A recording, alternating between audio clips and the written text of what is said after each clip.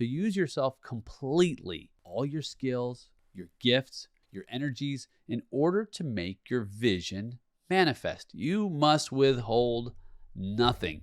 You must, in sum, become the person you started out to be.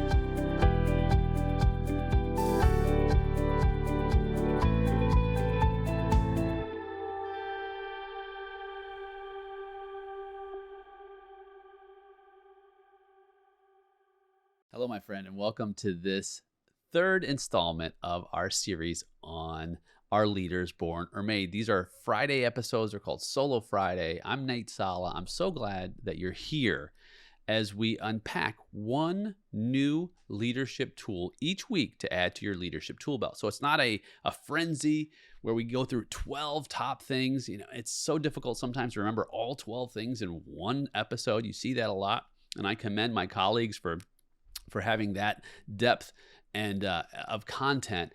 But in these episodes, I like to cover just one area, one thing, one aspect, one characteristic of your leadership that you can hold on to. And this, for the whole week, you can learn and grow and adapt and add that to your repertoire of leadership abilities and skills so that you can become a more effective leader, so you can aim for greatness.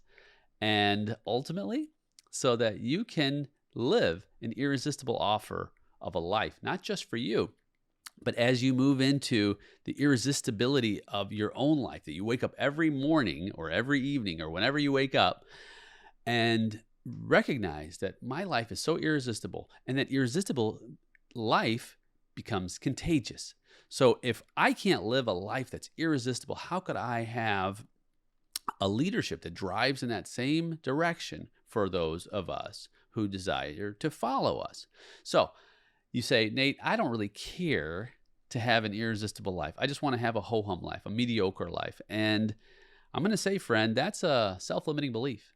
That's a belief that limits the possibilities, because there's so much potential for you in this moment, in this life. Don't settle for mediocre. Don't settle for a life that's just or meh, as my kid would say. There's so much more to enjoy, and the fullness of life. And as a leader, we get to have the beauty and the wonder and the amazement, if you will, of crafting that future state that we get to experience in the now. So when we're talking about leadership, we're talking about questions, big questions, such as the one we're talking about in this series. Are leaders born or made? Huge question. I get this a lot. And you've probably wondered this yourself. Am I relegated to certain leadership potential based on my traits? In other words, if I'm not the most social person, if I'm not the most driven or motivated person, if I'm not the most determined, what if my intelligence is not as high as the next person, right? What if I'm not as self-confident? There's all kinds of traits, if you will, that are closely associated with leadership. And we're going through these traits as a barometer, if you will, a starting point. And this starting point is this. We covered the first episode in this series, integrity, and leaders can develop integrity. In the second installment, we covered intelligence.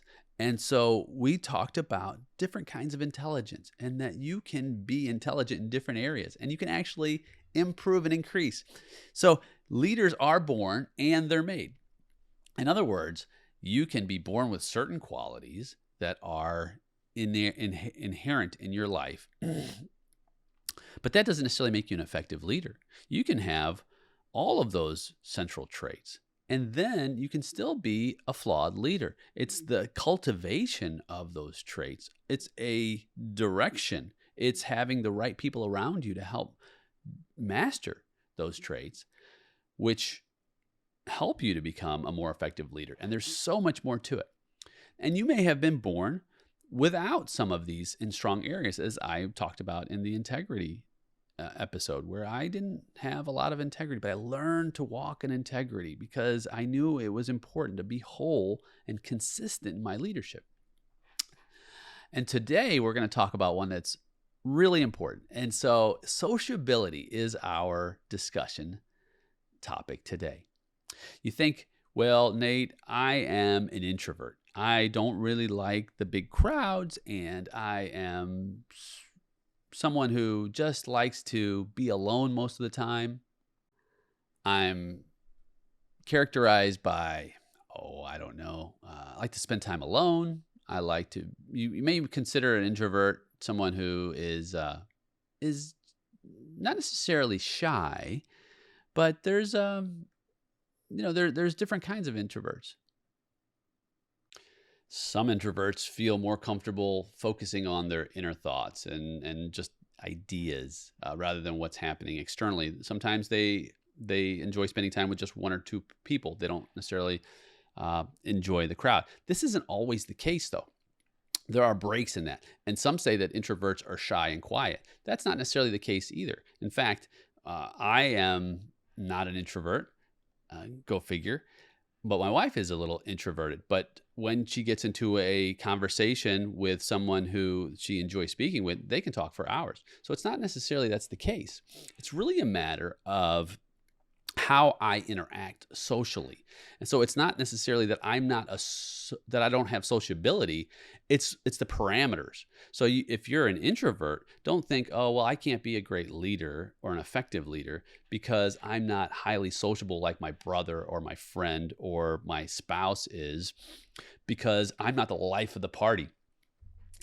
Again, being the life of the party, air quotes, doesn't necessarily make you an effective leader. It might make you have a higher degree of extroversion, but that doesn't necessarily equate to great leadership. You can be, now, and I'll talk about extroversion as well. You can be a person who's characterized by introversion and be such an effective leader. And I can cite examples of this in history. I think of people like Rosa Parks. I think of Mahatma Gandhi. I think of Eleanor Roosevelt. These are historical leaders who are introverted, who have done so much. I mean, think of even today, like a Mark Zuckerberg, right? I mean, look, he's got the most widely known social network on the planet, Facebook, established, but he's an introvert. So there's a relationship between leadership and sociability that doesn't necessarily have to do with whether you're an introvert or an extrovert. Really, what we're talking about in sociability, we're really talking about we are social creatures as humans. And our human interaction, our cooperation, our sense of progress, these are what we call, patterns of cultural movement, how we organize as a social network. And as leaders, we must have a level of sociability. So whether you're an introvert or an extrovert, that's simply how I approach sociability. It doesn't necessarily mean whether or not I am sociable.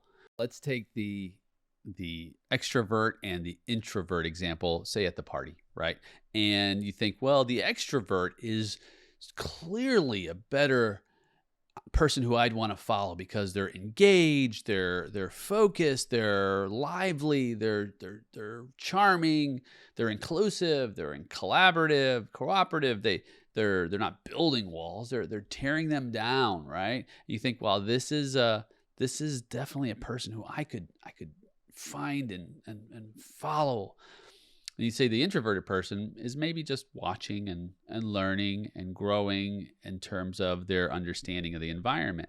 And I tend to look at it like this, and this is not scientific by any means, but just based on my own observations, I think the introvert and the extroverted person, in terms of sociability, are both seeking the same outcome. They want to be safe and create a safe environment for themselves and for those who they, if they're leaders, desire to lead, so that they can lead effectively. Because if you're not in a safe environment, you say, well, battleships are safe in the harbor, but that's not what they were made for.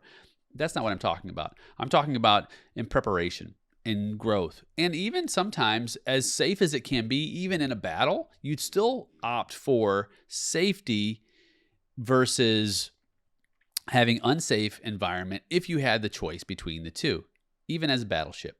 So when the extrovert is going out into battle, if you will, and then they're in say the party environment, they go out and they want to clear a perimeter so that they can feel safe. So how do they clear the perimeter? They go talk, mingle, they socialize, right? They're clearing a perimeter around them so that they can feel safe in that environment. The introvert sometimes does it in a different way. They survey the area. They check the boundaries, they check the borders, they check the room. And then as they become more acquainted with the conditions, the setting, and the circumstance, then they begin to draw out their border so that they can have a safe perimeter. And then they interact with those who they believe are going to lead them or grow with them or move them forward in this direction. And so they're both after the same thing. So if you're an introvert or you're an extrovert, you may just have a different process. And you may have been telling yourself lies. You may have been at the party and attempting to be someone that's not your true self. You may have your true self and your false self. And the lies you've been telling yourself is, if you're an introvert, I have to be more like the extrovert. Or if you're the extrovert, I have to pull back and be more like the introvert. And it's not that that's the goal. In fact, and you may say situationally, perhaps get out of your comfort zone and being somewhat slightly different in your approach. Yes, but not necessarily the lie that you have to be someone else. I've told myself lies. I've told myself lies that I have to be charming or funny or smart or in control to be an attractive leader, and I don't. In fact, I love the way Warren Bennis puts it. He says, so the point is not to become a leader. And in other words, I don't have to focus on becoming a leader. The point is to become yourself, to use yourself completely, all your skills, your gifts, your energies, in order to make your vision manifest. You must withhold nothing. You must, in sum, become the person you started out to be. And here's the kicker: enjoy the process of becoming. That's what we're talking about when we're talking about being a social person, having sociability. Don't focus so much about what others would like you to be.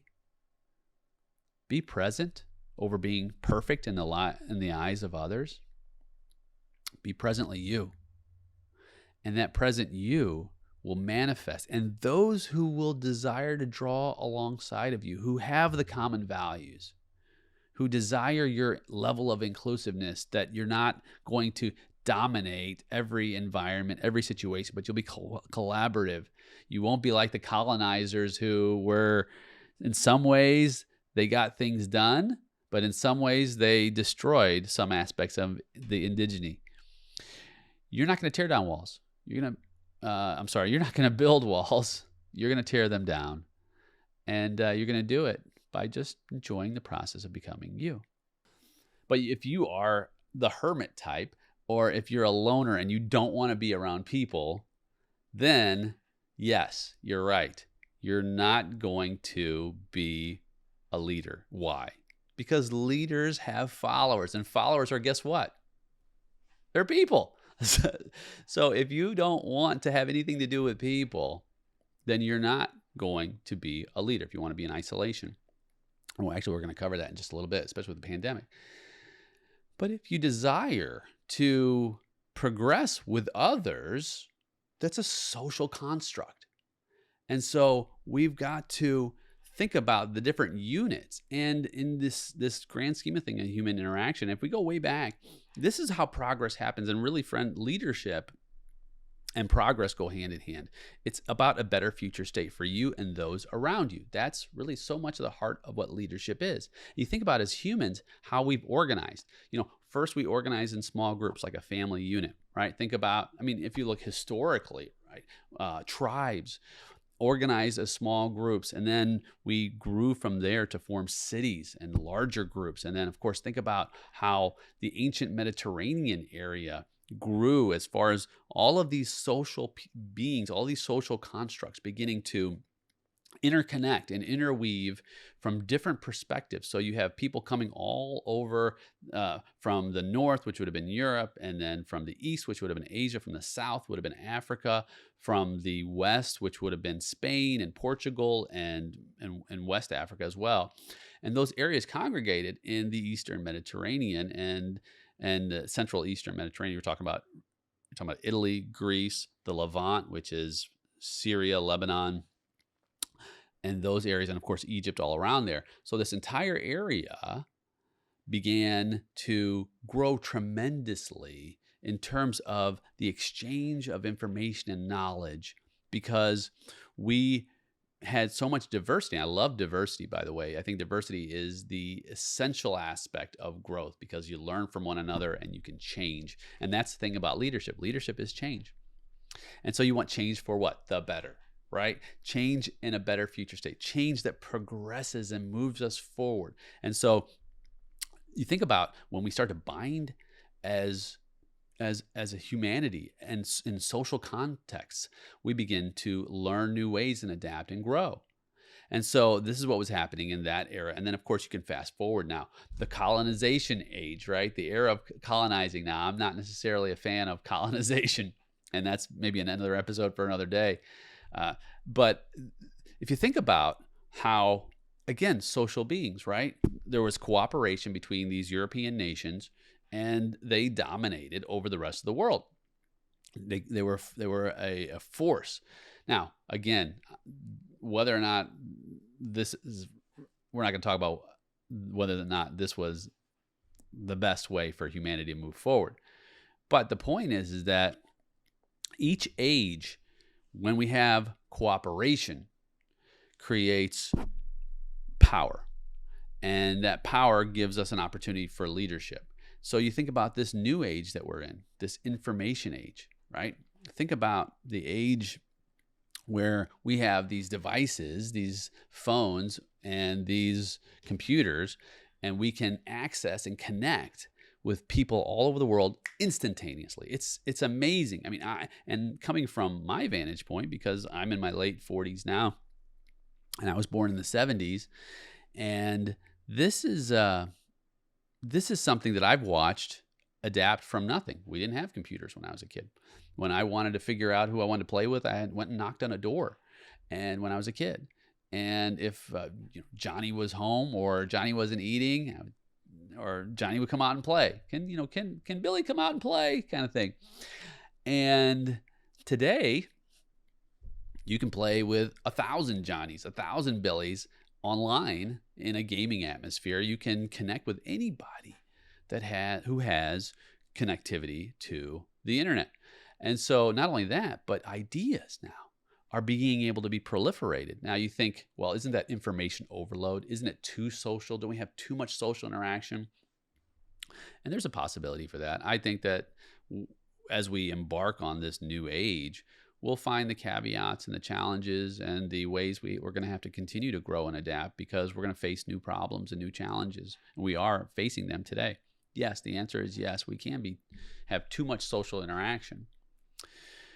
But the point is that we as humans desire collaboration. We desire engagement. And it's been said that we have these violent instincts as humans, and we channel them into social interaction. It's actually considered play. We channel them into play, and we're regulating out of domination and submission and into cooperation. And I believe that was Dr. Keith Witt who shared that. So in social dilemmas, we want to regulate into novelty. We want to regulate into play. And this is really where we start to hang out in this area as we talk about this episode.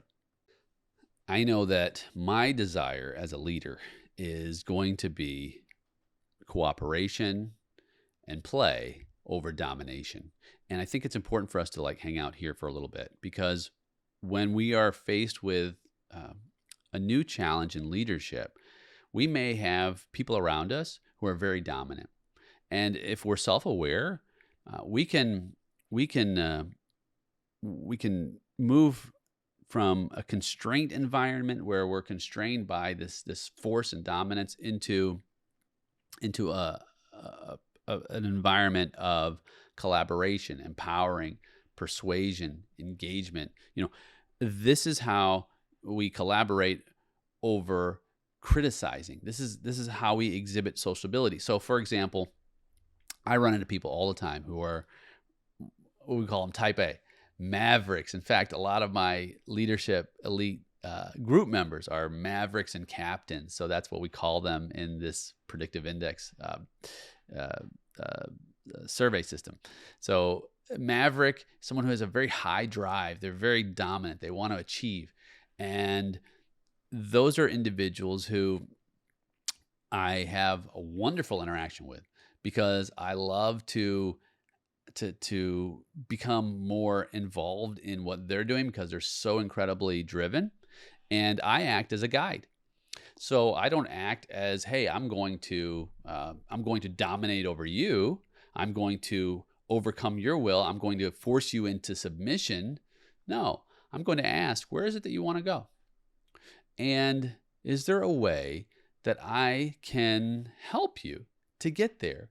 And even in that moment, what happens is you go from adversarial to becoming an ally. So when you're faced with someone, you might be the dominant person, by the way. You might be thinking, wow, that's me. I'm the dominant person. I'm always like fight, charge, take no prisoners, right? But there's a lot of energy expended on the dominance piece, when sometimes we can pull back from domination and move directly into collaboration. That doesn't mean that it's always an either or. There's sometimes a harmony or a symbiosis that can go along with both dominance and collaboration, because you can also spend so much time collaborating that you never get anything done. In fact, if I'm in a room with another collaborator, so collaborators are very social beings, right? We always want to have conversations. We always want to talk things through. And I've sat in a room with a fellow collaborator there's a collaborator in our group too, and we could talk for hours and hours and hours and really get nowhere in terms of getting decisions made. It's been a stimulating conversation. We've had lots of fun, but we need that person in the room who has a dominant aspect of their social ability to help move things along. Say, okay, guys, now let's set out some action steps here and let's get this moving. So I know that I've faltered there as someone who is highly collaborative. So don't think just because you're really collaborative that, wow, I'm just going to be an amazing leader because I can be so sociable. And don't think that because you're highly dominant that you're going to be an ineffective leader, because you'll just steamroll over people and nobody will ever want to follow you. Neither of those are true necessarily if you employ the effectiveness of leadership through what we define as leadership, which is what? Leadership is the discovery of, influence toward, and achievement of shared purpose. If we share a purpose that we can discover together and that we can influence on that journey, and of course, effective leadership is built on achievement, getting there together. And so when we're talking about leadership at the business level, right? Collaborative engagement, that's how we work together through these business challenges, different levels of sociability, different kinds of sociability, but we have to have it. Egalitarianism, right? When we're sitting here trying to be someone who understands equality and this idea of cooperation over dominance through agreed upon rules, because then we can work in safety and we can plan. And so that's how that looks. At the family level, same thing. We can move into a sociable relationship to where we can be cooperative and begin to break the ice. I think about like icebreakers. Comedy, you ever hear about, comedy is an icebreaker? Why? Because it's collaborative engagement. And so even like I think about at the political level, think of like politicians who can employ icebreakers to collaboratively engage. Think of like a Reagan during his debates. He was funny. He was attractive. He was likable, right? Bill Clinton, very sociable guy, right? Played the saxophone. He smoked pot. Of course, he didn't inhale. But these are ways which we begin to connect with one another sociably so that we can, again, collaborate and collectively move persons from constraint to play, to growth, to progress. That's how we structure our social interactions. And to me, what a beautiful way to think about sociability. You don't have to be born sociable. You could have been overly sociable, and people are like, oh my goodness, that person again, they're always having conversations and they're always wanting to talk. I think having a bit of self-awareness is really important. But I also think the most important piece of sociability is remembering that we are humans who desire to interact. And if you even think about the pandemic, the isolation, we were so isolated, we didn't have an opportunity to connect. And we were having problems. I know people would come into my office after the pandemic like, oh, I'm so glad to see somebody in person, not just on a video call. And so bind together sociably, gather together, and move the human condition forward.